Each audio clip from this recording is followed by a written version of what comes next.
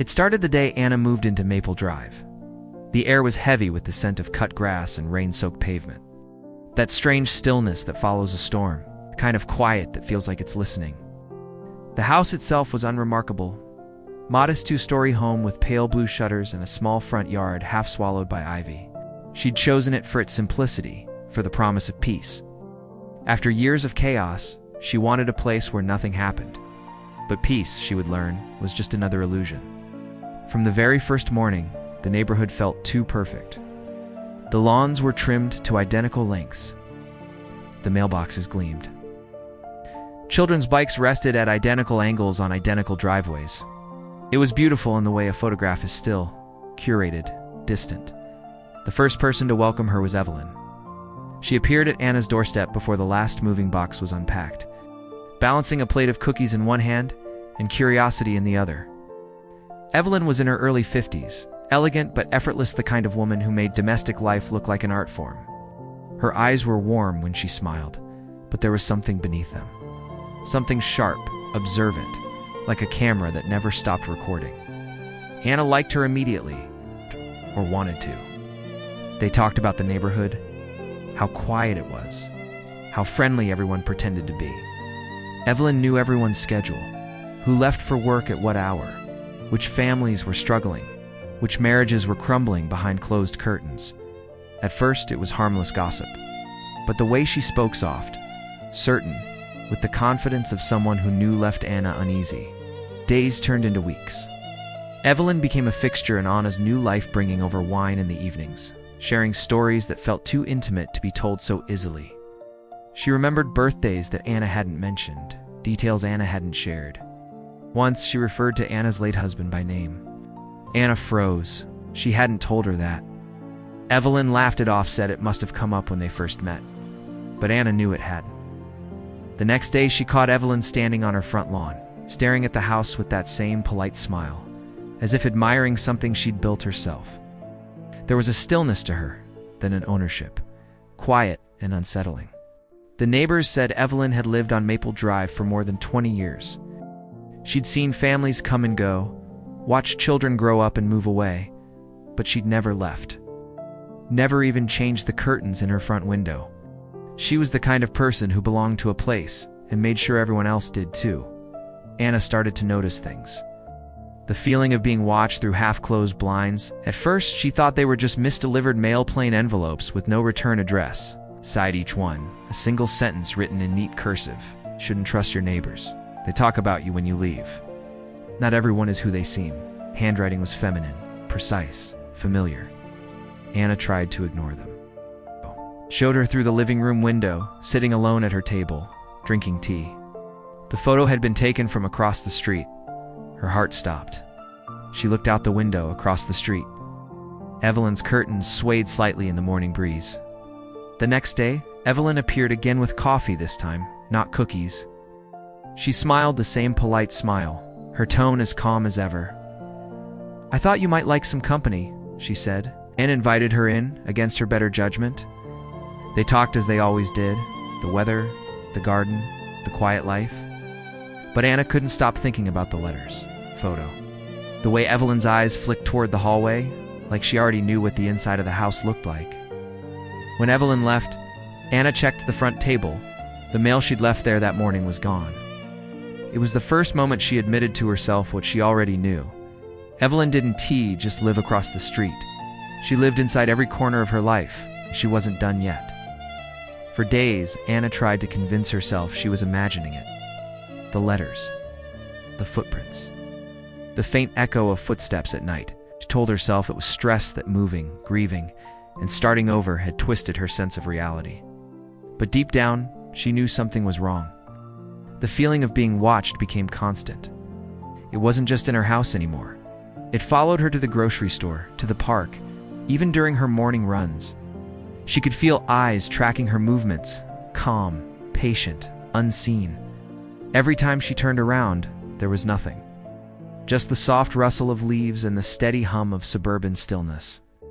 It was a Tuesday when Anna decided to do something about it. She installed a small camera near the front porch, discreet, barely visible. It wasn't paranoia, she told herself. It was precaution. a way to prove she wasn't losing her mind. That night, as the wind howled through the empty streets, Anna sat in her living room, watching the camera feed on her phone. Hours passed. Midnight came and went. Nothing. No movement, no sound, till the faintest flicker appeared in the corner of the screen. A figure, standing still. Watching her house from across the street, she leaned closer.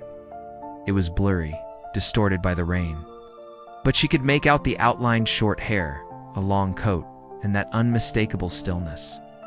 The same stillness she'd seen in Evelyn's eyes. The figure stood there for several minutes before turning away, disappearing into the shadows.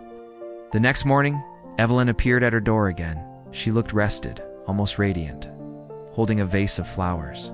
"Just thought these might brighten your day," she said. Her tone was as calm as ever, her smile practiced and warm.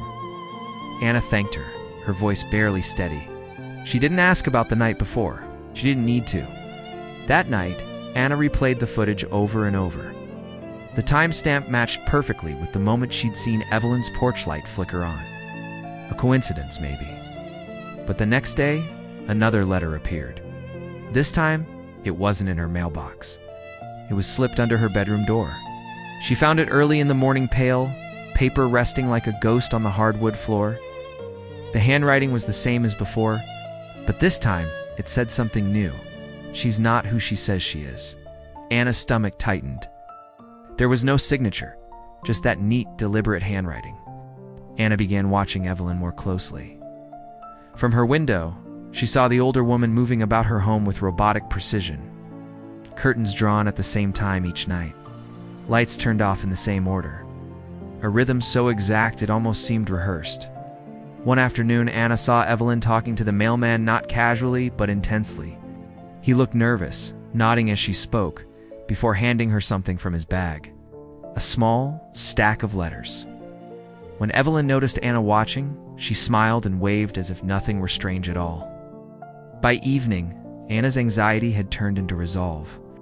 She decided to visit Evelyn's house, just to talk, to ask maybe about the letters to see how she'd react. She told herself it was harmless curiosity, but she felt the weight of dread pressing against her chest as she crossed the street. Evelyn's home smelled faintly of lavender and something else, something metallic. The living room was immaculate, every book and picture frame perfectly aligned. Family photos filled the shelves, smiling faces, birthdays, vacations. But there was one thing that made Anna stop.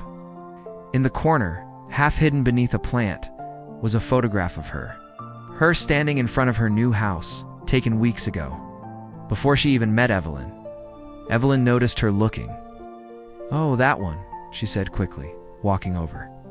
"I like to take pictures of all the new neighbors. For the neighborhood watch, you know, just for safety." Her tone was casual, but her smile didn't reach her eyes. Anna nodded, pretending to believe her. She left soon after, her hands trembling as she stepped into the cold night air. Across the street, her own house looked unfamiliar, now smaller, lonelier, fragile. She locked every door that night, every window, every trace of trust she had left. The next morning, something strange happened. Evelyn didn't appear. No coffee, no conversation, no polite wave from across the street. For the first time in weeks, Anna didn't see her at all. The silence was both a relief and a warning. That evening, as the sun dipped behind the roofs, Anna found a small object on her porch. A key. No note, no message, just a single silver key lying beside the welcome mat. Her name was etched faintly into the metal. She stared at it for a long time, afraid to touch it, afraid of what door it might open. That night, Anna couldn't sleep. The shadows stretched longer, the house creaked louder. Somewhere outside, she swore she heard the faint hum of a camera shutter once, then again. When she looked out her window, Evelyn's house was dark, but her curtains were slightly parted, and behind them, something moved. The next day, Anna brought the key to the police. They dismissed it again, it was likely misplaced. But the officer's expression changed when she mentioned Evelyn's name. He flipped through his notepad, frowned, then asked quietly, "Did she tell you she still lives there?" Anna froze. "Do you mean?" The officer hesitated, then sighed. "That house has been vacant for years. It belonged to an Evelyn Moore. She died 8 years ago. Anna stared at him, words caught in her throat. The air around her seemed to vanish, her heartbeat echoing in her ears. When she returned home, the house across the street was dark, the door slightly ajar, swaying with the wind. Inside, a faint smell of lavender lingered and a single photo lay on the floor. It was Anna again. But this time, she wasn't alone. Anna couldn't breathe. The officer's words echoed in her head long after she left the station. Evelyn Moore. Dead 8 years ago. It didn't make sense. She had spoken to her, shared coffee, seen her wave from across the street. There were photos, letters, even the smell of her perfume still clinging to the hallway. How could a dead woman have done all that? Back home, the air felt different, heavy, still charged with something unspoken. The house across the street stood silent, its windows dark and lifeless. But Anna couldn't shake the feeling that someone was still watching her from within those walls. She sat at her kitchen table, the key Evelyn had left glinting under the dim light. Her name engraved into the metal seemed like a whisper, an invitation, or a warning. She turned it over in her hand, wondering if it was meant for her house or Evelyn's, maybe both. The next morning, Anna drove to the local records office. The building smelled of paper and time, filled with shelves of files that no one touched anymore.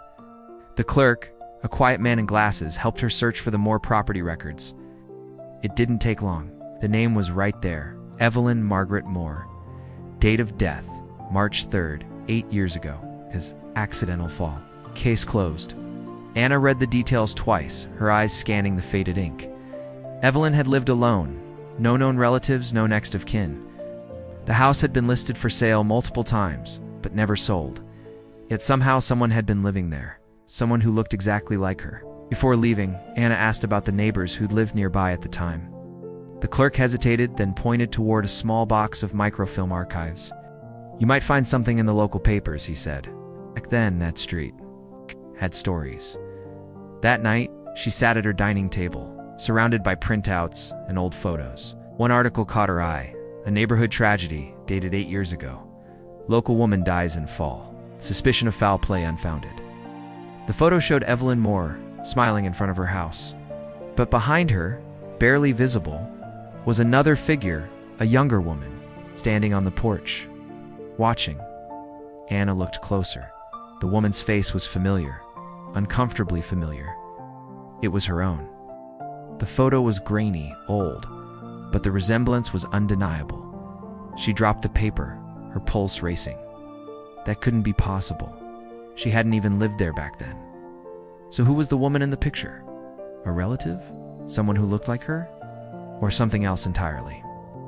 For the next few days, Anna avoided Maple Drive altogether. She stayed with a friend across town, trying to convince herself that there had to be an explanation. But at night, her phone buzzed with notifications from her home camera, motion detected. Again and again. Each clip showed the same thing, her empty porch. Until one didn't. At 3:14 a.m., the feed captured a faint light across the street. Evelyn's porch. The door opened slowly, and a figure stepped out. The same coat, the same calm stride, the same stillness. She moved toward Anna's house, stopping right at the camera's edge. And then, without warning, she looked directly into the lens and smiled. Anna dropped her phone. The image burned into her mind, Evelyn's eyes calm and unblinking. When she played the clip again, the figure was gone. The next morning, she returned home, exhausted, terrified, but determined. She needed to know what was happening. She unlocked Evelyn's door with the silver key. The house smelled exactly the same, lavender and dust. But now it looked different. Colder. As if the air itself had been holding its breath since the last time she'd entered. She moved slowly through the rooms, the floorboards creaking beneath her feet. In the living room, the framed photos were still there, but now she saw it clearly. The faces weren't of random families. They were all of people who had lived on Maple Drive. Different homes, different years, every neighbor who'd moved in or out. And every photo had something in common. In the background, Evelyn was always there, always watching.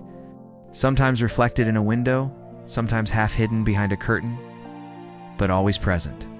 Anna's chest tightened. On the far right of the shelf, she saw a photo of her own house, taken just days before she moved in. And again, Evelyn was there. standing in the window, staring out. But this time, something else caught Anna's eye. There was someone standing behind Evelyn, shadowed outline, tall, broad-shouldered, male. She turned toward the hallway. The air felt colder there, heavier. The sound of a faint humming drifted through the stillness. She followed it, heart pounding, until she reached a locked door at the end of the hall. The key fit perfectly. With a soft click, the door opened. The room was small, lined with shelves filled with notebooks, photographs, and tape recorders. On the desk sat a stack of letters identical to the ones Anna had received. All addressed to different names, people who had once lived on the street. Each envelope marked with the same neat cursive handwriting. Each warning slightly different, but all signed with the same initials. EM. She pressed play on one of the old tapes. A woman's voice filled the room, calm, deliberate, chillingly familiar. "They think they can hide their secrets," the voice said. "But I see everything. I know what they've done." Then silence. And a man's voice trembling. "Evelyn, please, don't do this." The tape cut off suddenly. Anna stood frozen, the tape still spinning. The male voice, it wasn't just anyone's. It was her husband's, the one who died 2 years ago in a supposed accident. Her knees buckled, her breath caught. How could his voice be on a tape that had been recorded years before they even met? The walls felt like they were closing in. Her vision blurred as she stumbled backward, knocking over a box of photographs. They scattered across the floor, snapshots of Maple Drive through the decades. And in every photo, the same figure appeared again and again. Evelyn, never aging, never changing. Anna ran. Out the door, across the street, into the night. The cold air hit her face, sharp and real. But when she looked back, the lights in Evelyn's house flickered on, one by one. In the upstairs window, a silhouette appeared, watching, waiting, and for the first time, Anna realized that the woman she'd known as Evelyn wasn't gone. She was everywhere. I drove for hours without a backward glance. The road stretched endlessly before me, gray and wet under the fading light. Each turn of the wheel was like a frantic, desperate heartbeat. I had no plan, only the need for distance. Distance from Maple Drive and from the woman who shouldn't exist. By nightfall, I pulled into a small roadside motel, the kind that smells of mildew and forgotten travelers. The clerk gave me a key to room 12, without meeting my eyes. I locked the door twice, drew the curtains, and sat in the dark. My hands trembled as I replayed the tape in my mind, my husband's voice, calm and pleading, echoing from another lifetime. Recorded that, how could his voice exist years before we ever met? The questions chased each other in circles until exhaustion dragged me into an uneasy sleep, where I dreamed of the flickering light and the unfading smile from the house across the street. I woke to my phone buzzing. An unknown number. I hesitated, then answered. Silence. Then a faint hum of static, and beneath it, breathing. "Steady. Female. You forgot something," the voice whispered. The line went dead. My pulse spiked. I flicked on the lights, checked the door, the windows, the bathroom all empty. But on the table beside my bed was something new. A small, unmarked envelope. Inside was a photo of my car, parked right outside this motel, taken less than an hour ago. Before sunrise, I was gone. I drove to the nearest town, changed hotels, and bought a cheap prepaid phone. Every shadow on the road seemed to follow me. Every reflection felt like another pair of eyes. I was being watched, not just from Maple Drive, but from everywhere. At a diner, a retired journalist named Harold noticed my trembling hands and offered a conversation. Against my better judgment, I told him part of the story about Evelyn, the letters, the tapes. His expression shifted when I mentioned Evelyn Moore. He remembered the case. "That woman," he said quietly, "she wasn't just some neighbor. There were rumors she kept files on people, spied on them. The police searched her house after she died, but her notes vanished. Some folks thought she worked for someone government, maybe, or something darker." I told him about the tapes, about hearing my husband's voice. Harold frowned. "Maybe she recorded him later," he suggested, but the doubt was clear in his voice. Then I showed him the old newspaper photo, the one where I appeared decades too early. His own hands began to shake. "That's impossible," he muttered. "That picture was taken in 2015, that night. I checked into another motel under a false name. Spreading out the letters, the photo, and the key, I saw every clue led back to one place, the house across the street. No matter how far I ran, it was pulling me back. I decided to return, not out of courage, but because I knew I'd never be free until I faced it. The drive back felt shorter than it should have. Maple Drive greeted me with its unnatural calm, the same trimmed lawns, the same silence. But something had changed. The windows of Evelyn's house were boarded up, police tape fluttering across the door, yet through the boards, a faint light seeped out a slow, rhythmic flicker like a heartbeat. Inside, the air was colder. Dust hung in the light like frozen rain. The photos were gone, the shelves bare. Only the sound of dripping water filled the space. I followed it down the hall to the room where I'd found the tapes. The door was open this time. On the desk sat a single recorder, its red light blinking faintly. I pressed play. Familiar voice spoke my own. "I told you not to come back," it said. The room spun. The tape continued, my voice steady and deliberate. She warned me once. She said we all belong to this street in the end.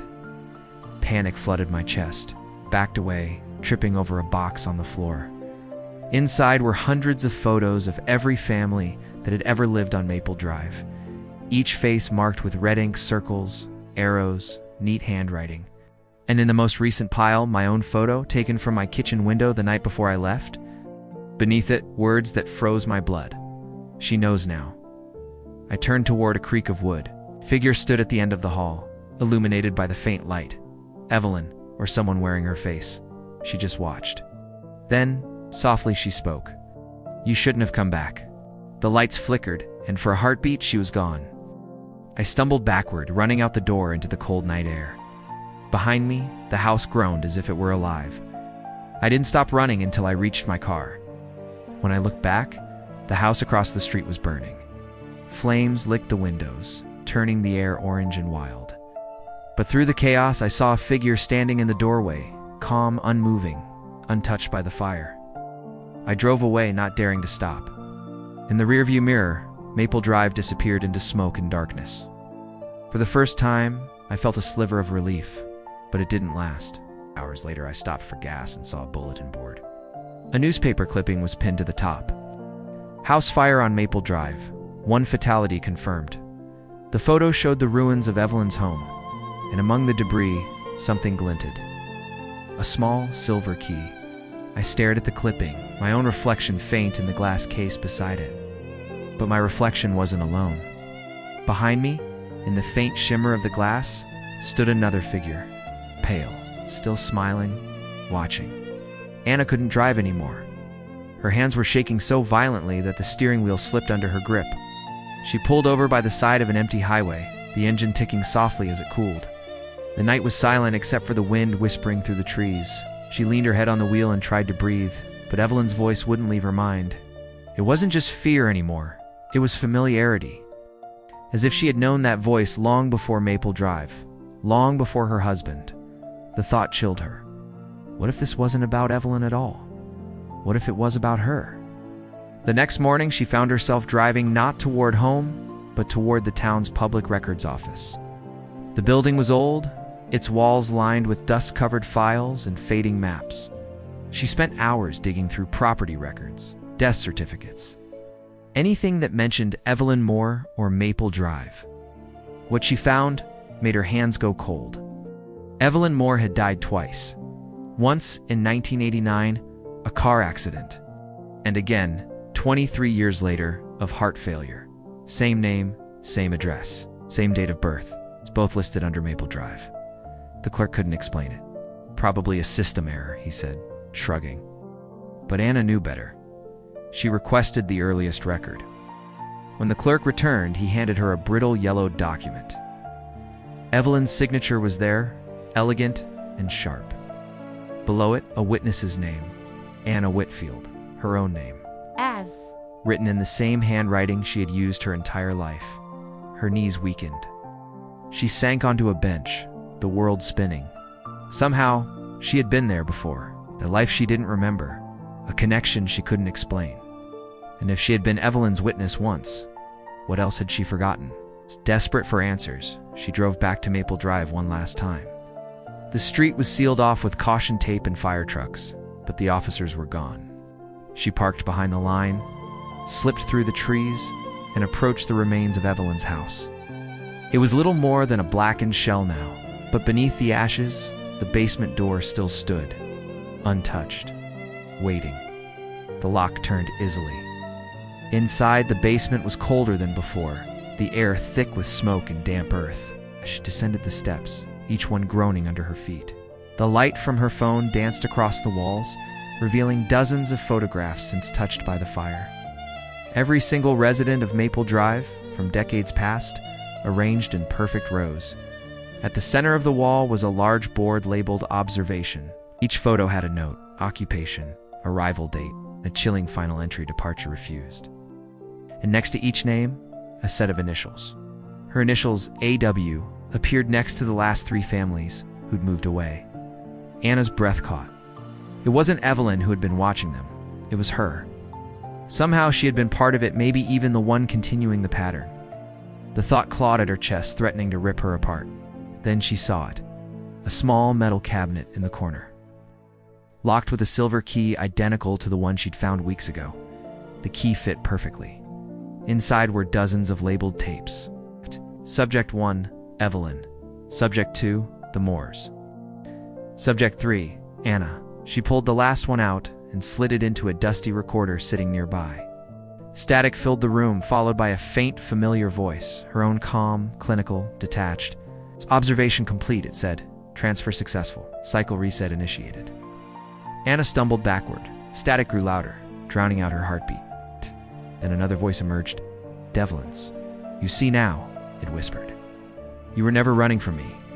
You were becoming me. The lights flickered. Her reflection in a cracked mirror across the room shifted, her face blurring, morphing, reshaping. For a second, she saw Evelyn staring back. The mirror shattered. She screamed and fell to her knees. Around her, the photos began to curl and burn, even though there was no fire. Smoke filled the basement. The recorder sparked and died. When she crawled toward the stairs, the door above slammed shut, locking her in. Through the gaps, she saw light, not firelight, but daylight, flickering as if time itself was stuttering. When she woke again, she was sitting in her car, parked neatly in her driveway. Her clothes were clean, her hands steady. Across the street, Evelyn's house stood untouched. No fire, no boards, no tape. The curtains fluttered softly in the morning breeze. And through the window, she saw movement, a silhouette. A woman who looked exactly like her. Anna stepped out of the car, her legs trembling. The street was alive again, neighbors mowing lawns, children playing, the mailman waving. Everything exactly as it had been the first day she arrived. She turned toward her front door. A new welcome mat lay there. The letters stitched in gold read, "Welcome home, Evelyn." Her scream caught in her throat. She ran back to the car, but the keys were gone. The doors were locked from the inside. When she looked through the window, her reflection smiled at her. Reflection that didn't move when she did. It tilted its head slowly, then whispered through the glass. Observation continues. In that moment, Anna understood. Maple Drive wasn't just a street. It was a cycle, a loop. Each resident observing the next, repeating the same twisted experiment, the same lives, over and over. And now it was her turn. She looked toward Evelyn's house only. It wasn't Evelyn's anymore. It was hers. The light inside flickered once, twice, then steadied, glowing warm and constant. Days passed, maybe weeks. She wasn't sure. The phone in her kitchen rang at the same hour every evening. She never answered, but the sound comforted her somehow. Across the street, new neighbors moved in, a young couple, nervous but smiling, carrying boxes into the house. Anna watched from behind her curtains, notebook in hand. Her pen hovered over the page. She wrote their names carefully, neatly. Under a heading that read Observation Cycle 27, as night fell. She stood by the window, the glow from across the street reflecting in her eyes. Somewhere deep in the house, a recorder clicked on by itself. A voice her on began to speak softly, almost tenderly. "Welcome to Maple Drive."